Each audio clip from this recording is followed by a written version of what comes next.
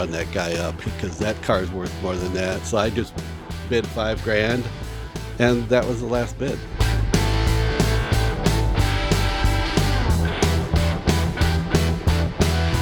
So what do you use this car for? What is it for? Fun. Fun.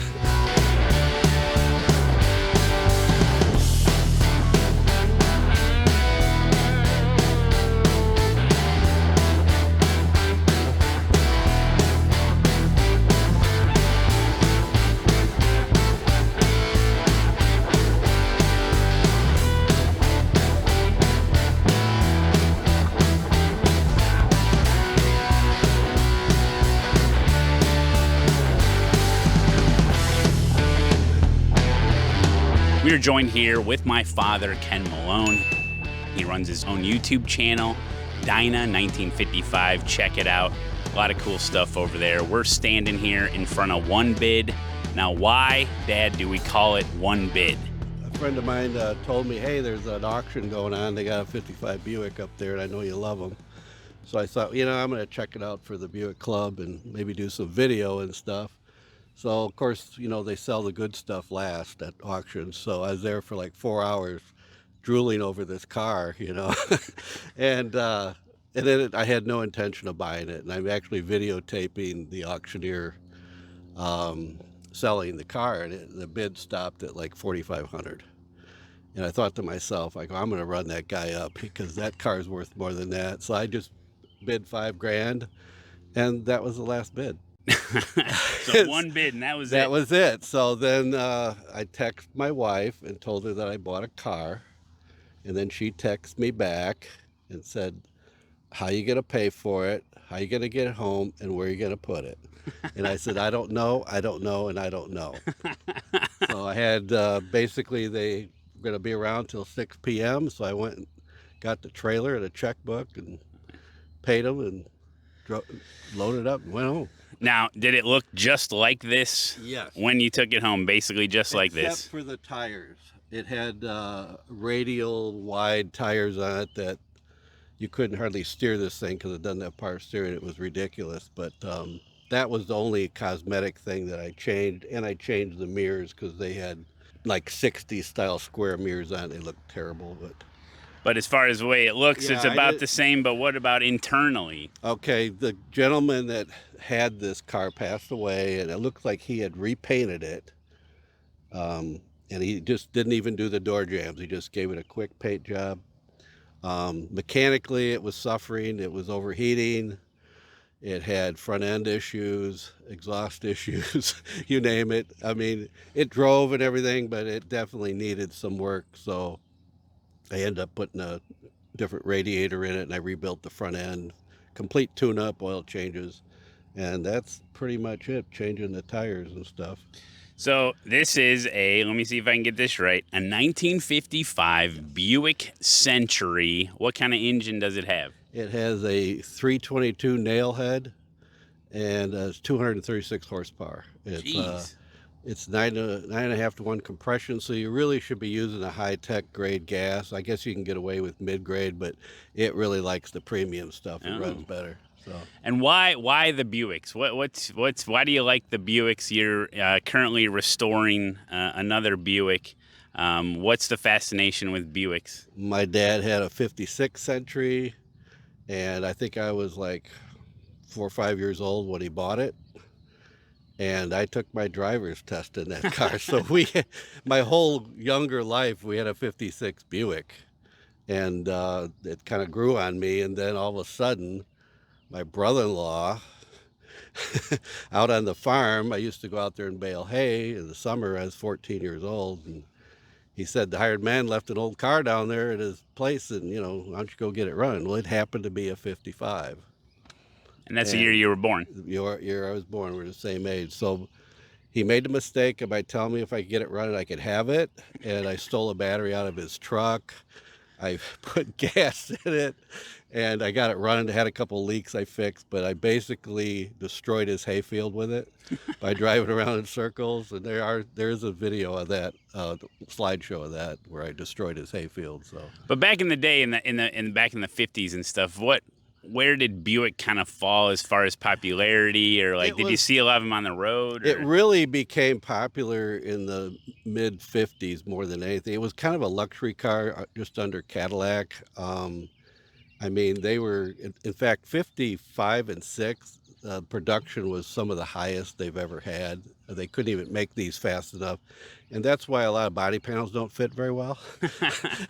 Just pumping them out too quick at the factory. Yeah, they didn't fit too good. They had big gaps here and there. But that's how all the cars were kind of like that. They built them really fast, as fast as they could.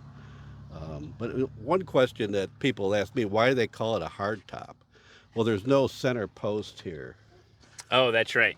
Yeah, if you roll down this window, there's nothing no center here. Post. Yep. So the idea was to make it look like a convertible, but it wasn't, because convertibles didn't have posts, and that's what they did. And you get a lot of airflow that way. You get a lot of airflow because it doesn't have air conditioning. Even though you could get air conditioning on these cars, it's kind of rare. It's usually in the southern states you'll find them, because it was definitely an option that was kind of expensive. Like a luxury option. Yeah. Now this one doesn't even have power steering. No, that was an option then too, right? Yeah, it was very odd because most Centuries was the higher class car. If you bought a Special, had the smaller motor, it was less, fancy.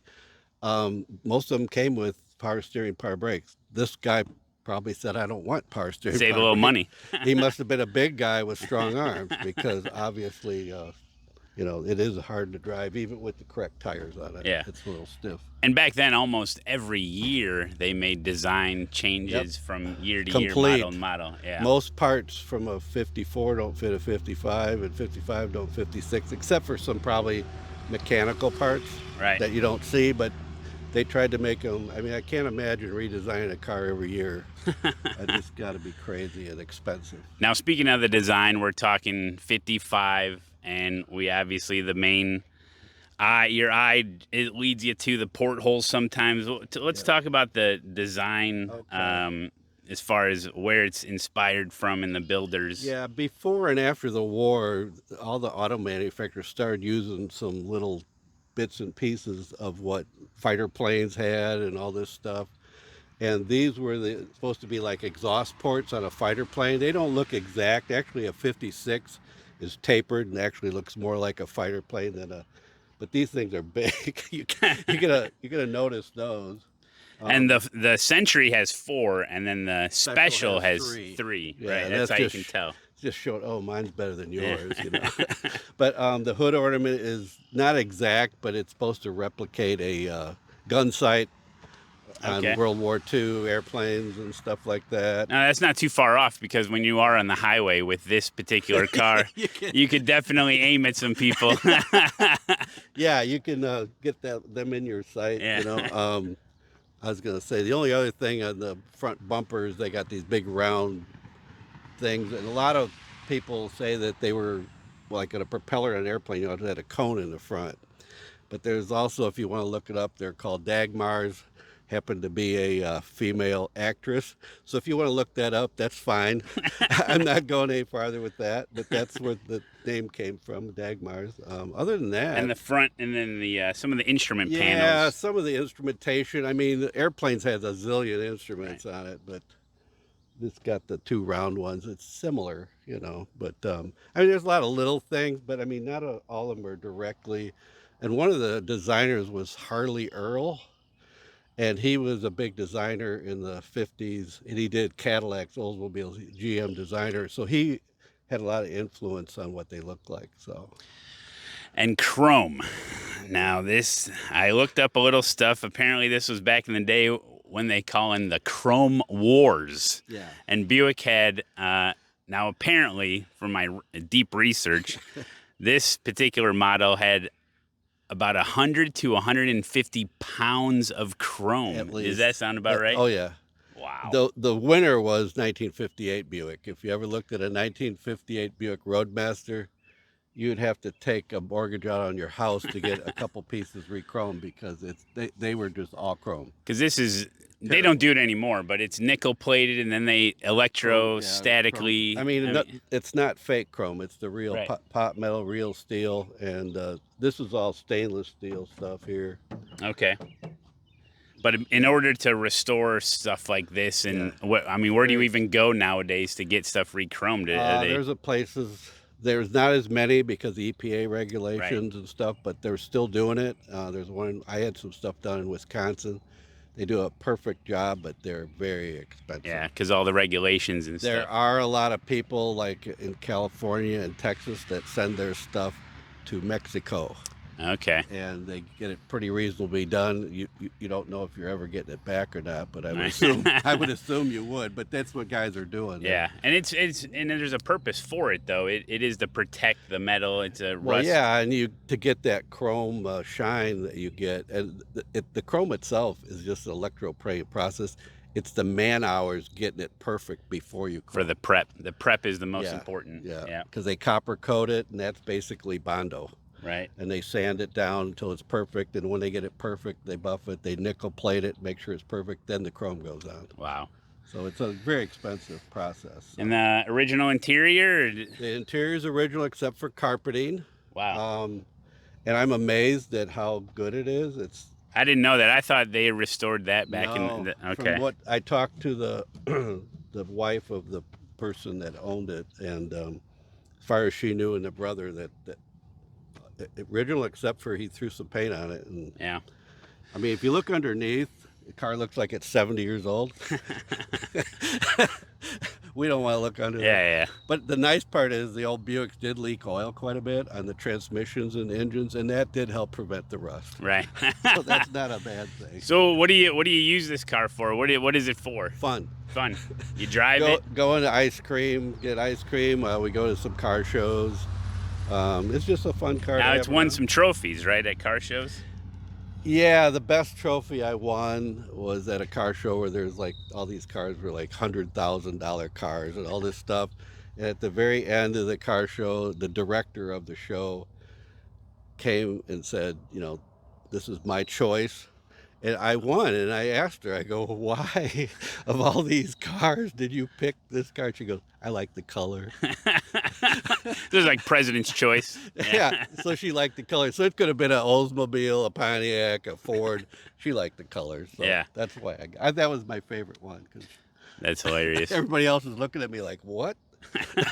So we got Model Ts. You're working on another Buick. Yeah. You got this Buick, and that's why you built another garage on the back of your house. Yeah. Is that correct? Yeah. So that's at least you got a place to store it. Yeah. Yeah. No, that's good. And sometimes at your house. Yeah. I've been car sitting it for a little while, so I've been having fun with it, driving it around, and it does make you appreciate power steering when you get in this thing. You do get some muscles built up. Yeah. That's for sure. Well, we appreciate it. We love it. Bunch of B-roll shot that you guys saw. So don't forget to check out Dyna 1955, his YouTube. Put a link in the description. And it's just nice to have a piece of history here and to be able to actually use it, be able to drive it. And that's what's fun about it. So thank you, sir. Thank you, Dad. All righty. Okay. See you next time.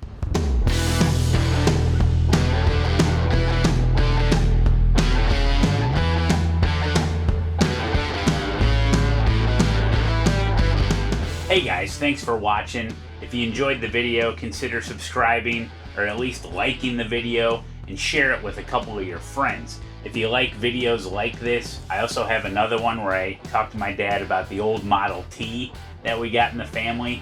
Also, a little surprise for you, right now, I just released the brand new music video that has a lot to do with this old Buick. So check the link down in the description. Here's a little sample. White wall spinning, New Balance on his feet, streaming iRacing when the kids are asleep. Boomer a Buick, boomer a Buick, boomer a Buick. Cruising through the burbs with a dad joke at the ready. Matt's got the wheel, he's keeping it steady. Grass clippings flying, He's mowing that lawn, pushing that Toro till the break of dawn. Cargo short sagging, stash thick and bold, New Balance strutting worth more than gold.